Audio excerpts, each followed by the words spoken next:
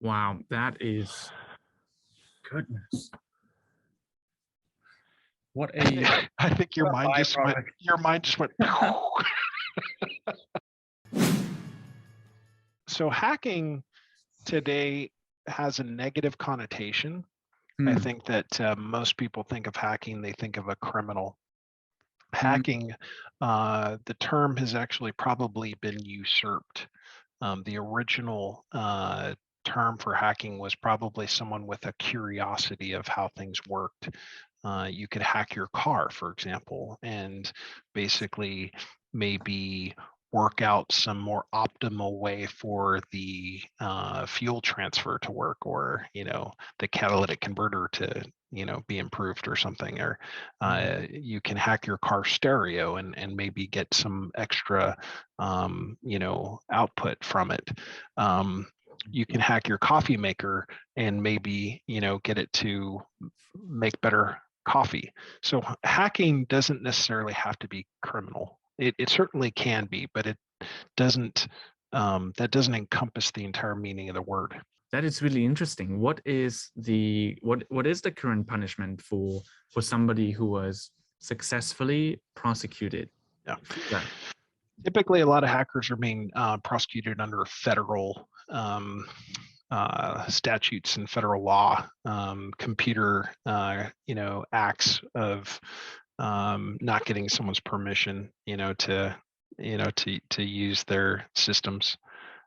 There's a variety of laws, but that's typically it is federal crime, which you do not want to go to a U.S. federal prison. Not a very nice place. Can I ask you a kind of a moral question? Imagine that we had access to hack a tyrannical government. To what extent is it justified? I have a question for you. Do you think that the United States is not hacking totalitarian regimes today? They totally are. This is an interesting conversation because um, you have this concept of rule of law, where no one is above the law, no one is above the Constitution, right?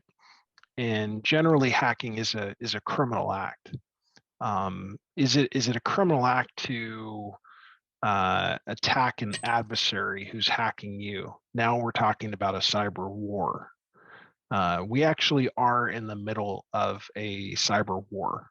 Uh, Active cyber war with a lot of adversaries. Solar Winds. Yeah.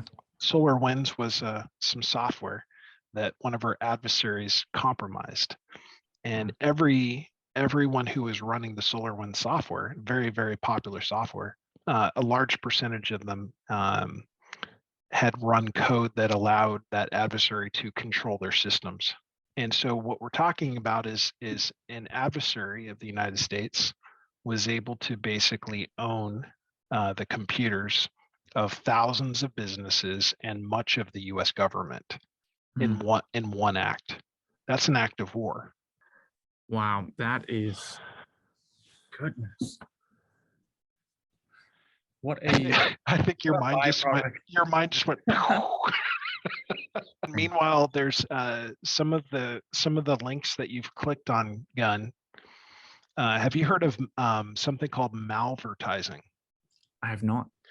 Malvertising is malicious advertisements that contain JavaScript code designed to take over your computer.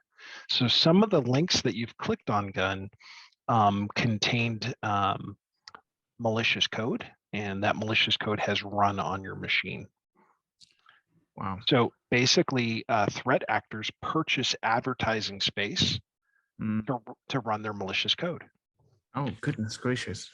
So advertisements you see on websites, you know how like you see these ads at the bottom of a page, Gun, and it says people in Fullerton are crazy about this new police tactic to catch you speeding. Yeah. Okay, how do they know you're in that city? Well, they looked at the IP address and Mhm. they did a geo IP lookup. They know exactly which city you're in. And then they show an advertisement saying that, there's this new trick to evade law enforcement. Or if you eat this one weird looking fruit, and it's a total clickbait kind of fruit, Yeah. some of those advertisements are actually from nation state actors that have actually purchased advertising space with those ads, and they know that people will click on it, and they're hoping that maybe that's a US senator to get dirt and copycat on that senator to get compromising material that they can use to extort or blackmail that senator. There was a Tesla employee who was bribed by a Russian citizen to install ransomware at Tesla. So you can Google this, Tesla ransomware, and you'll find articles about this. Wow. They basically told the person, if you can, here's the USB stick with ransomware. If you install it, we'll give you $1 million. And no, he actually turned in. He actually decided to wear a wire and participate with the government and so they caught the guy, and then they sent him back to Russia. Huh. Oh wow, great. That's good for him. Love to hear. So we got one hacker. There's just about 200,000 more that we have to catch.